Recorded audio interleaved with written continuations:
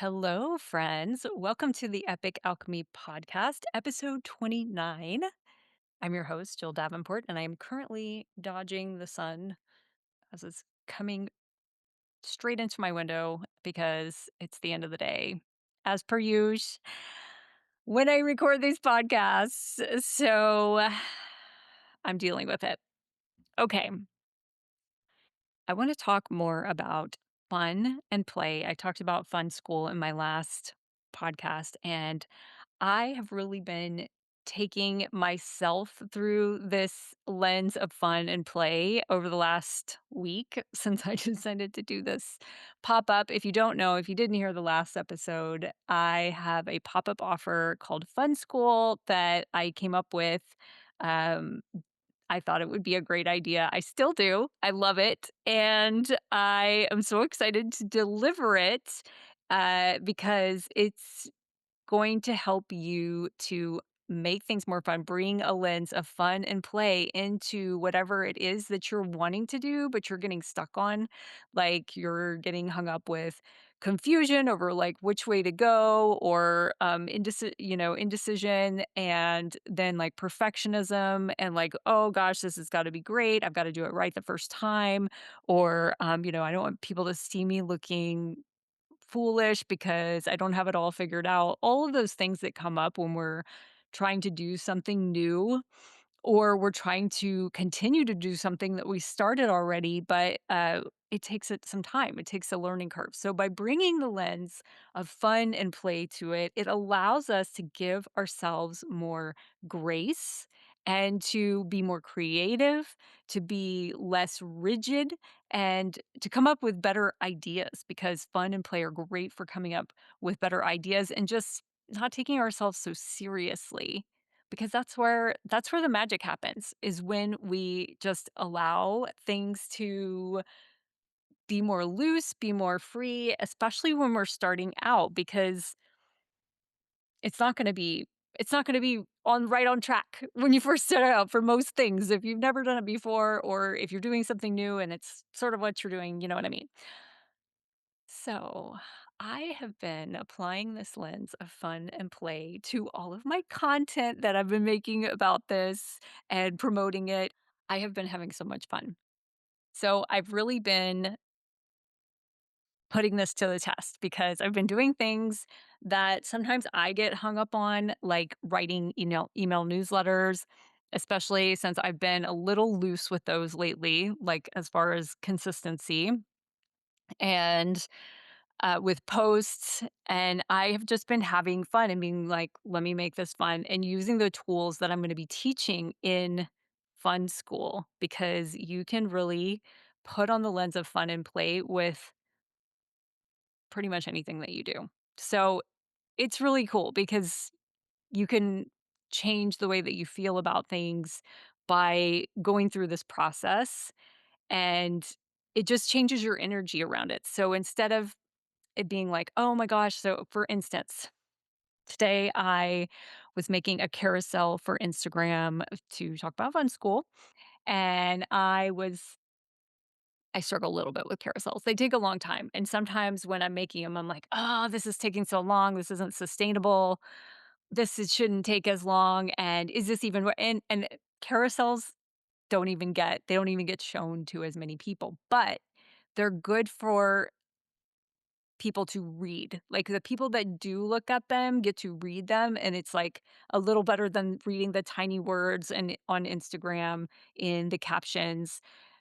So, it's like a flip through thing, so it's, like, entertaining reading. Instagram doesn't push it out much. It definitely doesn't get nearly as much reach as my reels, and it's like, "Why do it?" Well, because it's like it's information, and it's for people that are aware of you already. It's not for people to find you, so it doesn't get pushed out to a bunch of strangers. It's for people that are already in your world and that are looking at your stuff.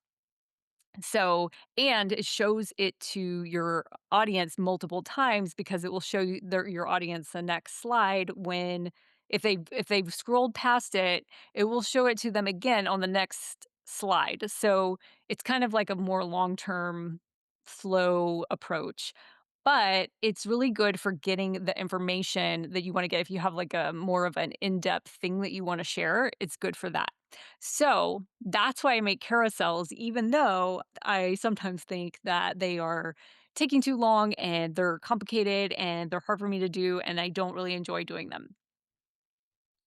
But today I made a carousel in Canva with pictures that I had, and I had so much fun playing with it and making it fun because I started to do it and I didn't once. I was like, "Oh, this is so great." And then I was like, "Let me add dolphins," because I was talking about how dolphins have fun and play and they're so smart and they're always playing, and I added in dolphin videos and pictures and it's just like I was playing with different pictures that I've taken from traveling and stuff like that. And so I was just having so much fun being creative with it. Um and so yeah, I spent a long time doing it and I didn't once get frustrated or irritated that it was taking too long. I was having a great time and it was like a creative outlet for me. I was looking at it through a different lens. And a lot of times when I do make videos or content for social media, I do get like a creative buzz from it because if it's something that I like videos that I'm making that are kind of fun, I really like to do those. But sometimes like part of me is like, this is taking too long. I can't do this all the time. And so but having fun with it and letting it be like a creative thing and be like, it's okay. I'm having fun and this is going to get out to the person who needs to see it. So that has been a shift for me as I've been taking myself through the lens of fun and play. And it's just like more enjoyable. I have more energy. It doesn't weigh me down because think about how you feel when you're thinking, this is taking too long. I shouldn't have to do this. I wish I didn't have to do this. This is not fair. This is hard. It's so frustrating, right? Like, oh my gosh, those thoughts are so draining. They feel so draining. And I think we all think them. I mean, no shame to those thoughts, but when you're thinking instead, this is fun, this is a creative outlet for me, even if nobody sees this, I hope people see this because I love it so much. But even if they don't, I'm so proud of this because it was fun for me. And I'm just like having fun with doing the music and different, like, it's like making a little film. So think about how much, like, what the difference is of feeling fulfilled with what you're creating and just enjoying it for you versus feeling like it's heavy or like you shouldn't have to be doing it or that it's taking too long. You see what I'm saying? And from there, when you're thinking the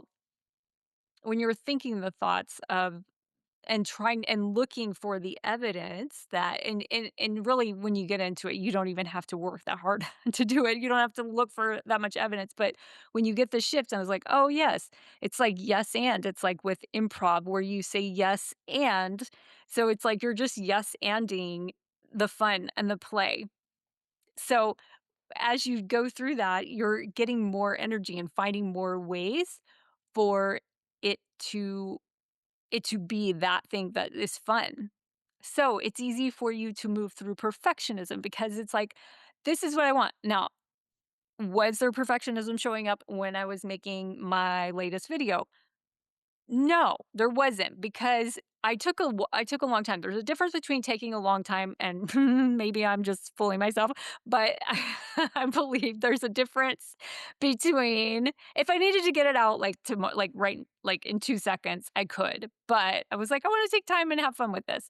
So I believe that there's a difference between taking care and having fun with the work that you're doing and enjoying it versus taking too long because you want it to be perfect. It's a different feeling because the perfectionism is pressure. The perfectionism is coming from a place of, I need this to be really good.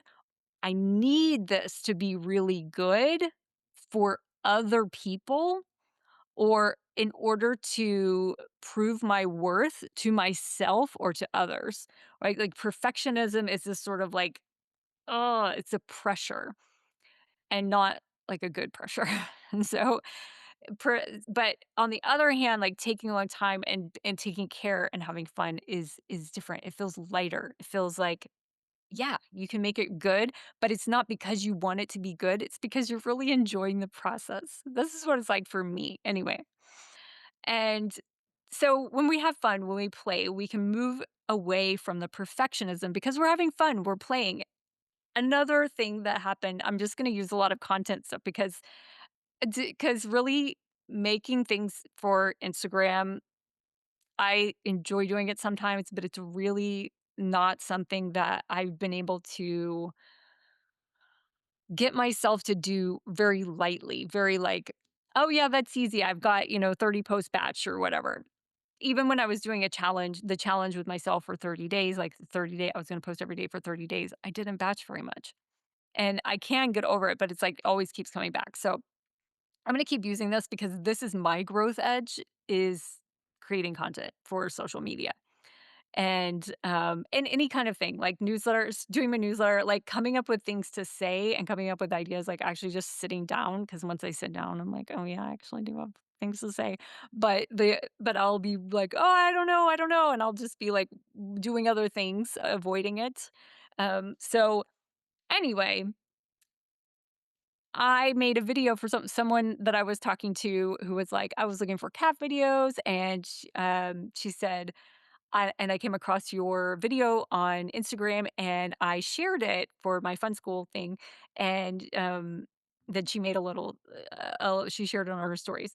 And I was like, oh, you know what? I probably should make a cat video because it's like, it's fun. Cat videos are fun. And I love cats. I've got three of them. I've got plenty of actors to play. So, um, and then I was going to make this one. I found this really funny one. I'm going to actually, no spoilers, but I was actually gonna just send it to her because I was like, I don't know if I wanna share this on my page, like, is it really on brand with me?" But then I was like, "No, why not? I wanna share this. I wanna share this with her. Why not share it with everybody? It's funny." And so I was like, "Yeah, who cares? Just put it out there." There's, like, so much less restriction and, like, fear of judgment and fear of, like, people thinking that, like, "Oh, what is this?" Like, it's from like, it's where I was moving. We had just moved into this house, and so there's, like, stuff everywhere in the background. It's, like, not, aesthetic like I like to have usually, but I'm like, "Who cares? It's a funny video." And because I have the lens of play and fun, it's made me a lot less uptight about things. So I could, like, actually get them out, and it's probably I know other people are gonna enjoy it. So it's like, when you're restricting yourself because you're not coming from the lens of play or fun or, like, whatever your version of that is, like, light or easy or whatever, or creative and just, like, putting stuff out, whenever you're not coming from that place, it's gonna cause you to hold back and not share your ideas, not share your the things that are coming through you that are channeling, like, things that you come up with and funny cat videos that you have to share that are gonna, like, make someone laugh or whatever, or make someone think, or make whatever your thing is. If you're coming from a place of restriction, of feeling resistance and all that, you're not putting it out. And so you're not sharing your stuff. You're not sharing your magic with the world. So, yes, it's so important to bring a lens of fun and play. And I'm like really sold on this so hard and just keep selling myself on this even more because I'm just seeing it work for me. And I'm having emails that are just flowing out of me for my email list, which is really rare because I don't I have a block around writing. I've never liked writing ever since high school when I had to write papers and I would wait till the last minute because, well, turns out I have ADHD and I've had it my whole life and I didn't know why I would wait. I could always wait until the last minute. Is like I cannot do it without the pressure.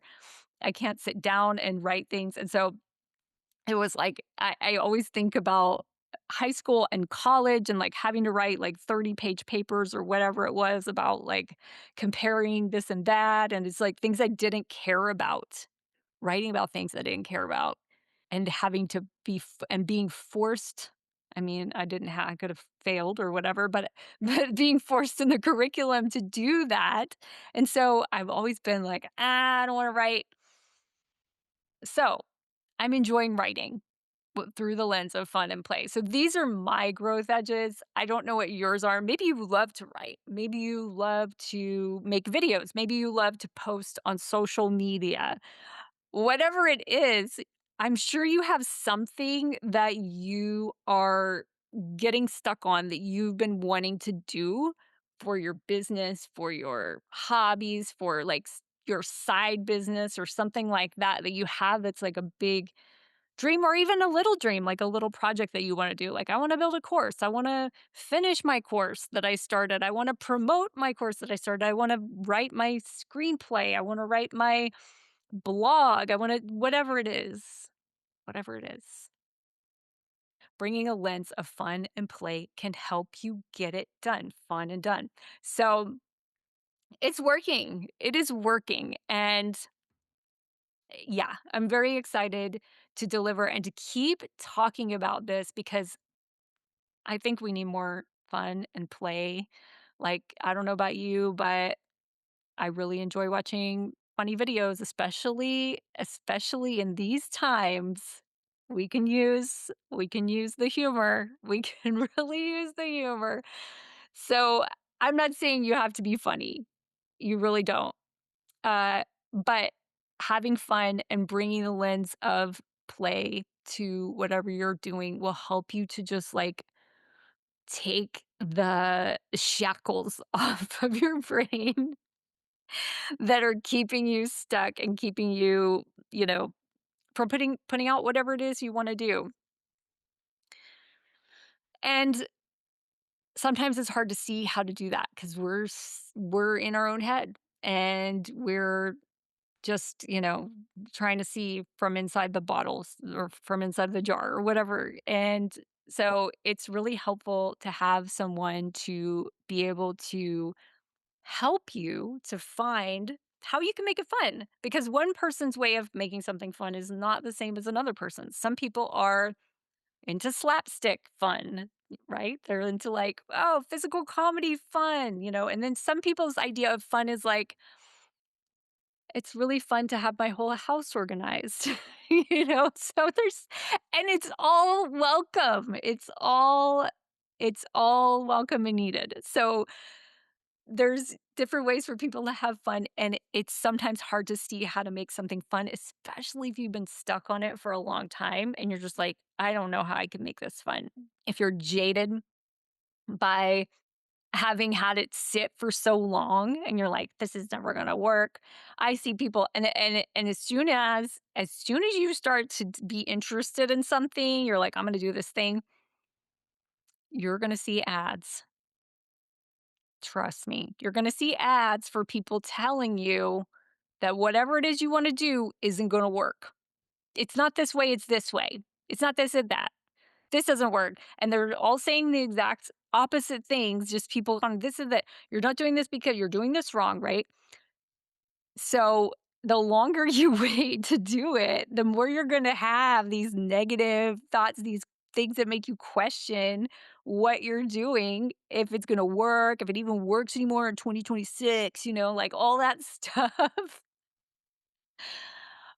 But you can find an example of someone who's doing it even in 2026. So if it's something that you want to do, but the point is that the longer you sit with it, the longer you sit on it, the more negative voices you're going to have in your head because you're waiting so long. And our brains have a negative bias.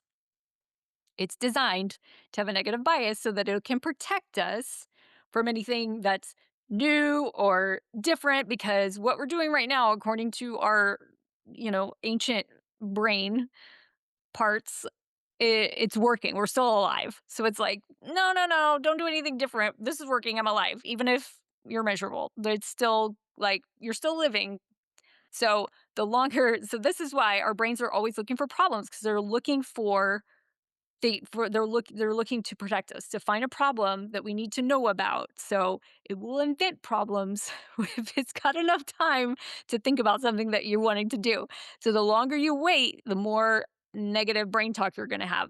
That's okay. It doesn't mean it's a goner. That's okay. But just know that that's how it works. By knowing that that's how it works and that's what happens, you can go, "Oh, okay. I see. It's just been a really long time that I've been thinking about this, and my inner naysayer has been, really just building up those reps, getting stronger. And that's okay. We can fix it. We can turn it around. So just got to look for the fun, for the ways for it to be fun, for the ways for it to play, for the ways for it to fulfill you without worrying about anything too far ahead.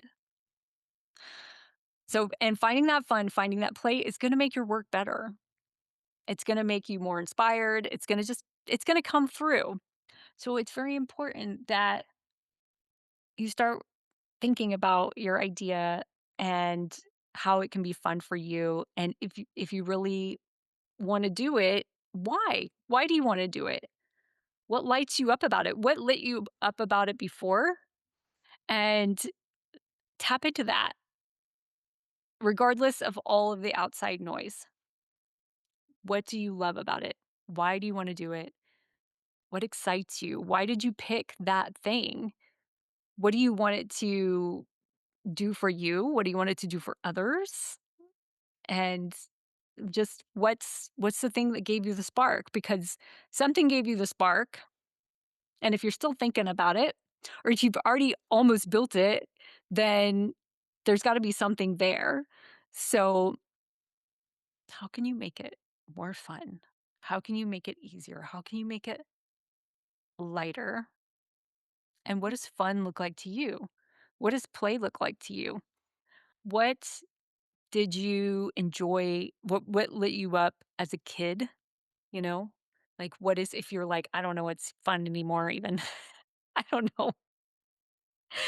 If you're like that, are you listening to my podcast? I don't know. But if you are, what did you like to do? What's exciting for you? For me, I as a kid, I like to dress up I like to dress up as characters. Hello, actor. I was an actor from when I was a baby or a young child. I liked mysteries. I liked to go solve puzzles. Like I like to solve things I was really into like mysteries and dressing up and like being in disguise and like doing all this stuff and stories. Like I love stories um I had this Wonder Woman book, and I would read it, and I was like, I am on this whatever the island is that they're on, whatever in the sky. What are they called? Amazon. I was like, I'm an Amazon. I'm from the Amazon woman place, and I was like, I'm throwing this key up, and they're gonna catch it. And I threw this key up in this field, and then I couldn't find it, and I was like, oh my gosh, they must have I think it really went up in the sky. Like, that's the kinda stuff I was into. And transformations, I love doing makeovers on my little sister, like, putting we would do, like, fashion shows, and I would, like, do her makeup. I was really into, like, transformation. So, those are things that are fun for me and just, like, playing and doing goofy stuff, playing with animals. So, what is fun for you? What do you love? Did you like to organize things? Did you like to run around? Did you like to, like, do physical things? Did you like to paint? Did you like to draw? Like, did you like to tell jokes? I also like to tell jokes. I used to show and tell 2nd grade. I was, like, just improvising stories about my little sister that never happened for 10 minutes. Like, I don't know how long it was. They were like yeah, it was like a comedy show. That was my thing, and here I am. I'm just talking into a microphone to you at my desk. What do you like to do for fun, and how can you infuse more fun into the things that you want to do? Okay. If you are hearing this before Fun School enrollment closes July 13th, come join. It's only $97. It's 3 sessions over 3 weeks, and we're gonna make it fun and done. I'm gonna give you individual coaching to find the fun, to find the stories or whatever. We're going to excavate stories for you to use if you need them. We're going to excavate stories for you to use if you need them for you and for create a different story around the thing that you're doing or create a story for whatever you're creating. Doesn't matter. I'm going to help you. It's going to be it's going to be a small group and you're going to get individual focus attention and I'm going to help you make it fun. That's my thing. I got to stop my cat right now because she's not good. My cat is eating the plant behind me. Okay, I will post the links for Fun School in the show notes. Come join me. If you missed Fun School and you're listening to this later, come to a consultation with me. Bring the thing that you're wanting to do. Let's talk about it, and I'll see how I can help you. We'll talk about it. No pressure. We're just chatting. So, book a consultation if you're interested in having my help with something that you want to do. And if it's a good fit, great. If it's not, that's okay too. We met and we're now we've met and I'm happy to have met you. Hopefully. Okay. Just kidding. Be cool, okay? Don't be not cool. Okay. Anyway, that's what I got for you today. All right. I will see you next time. Bye.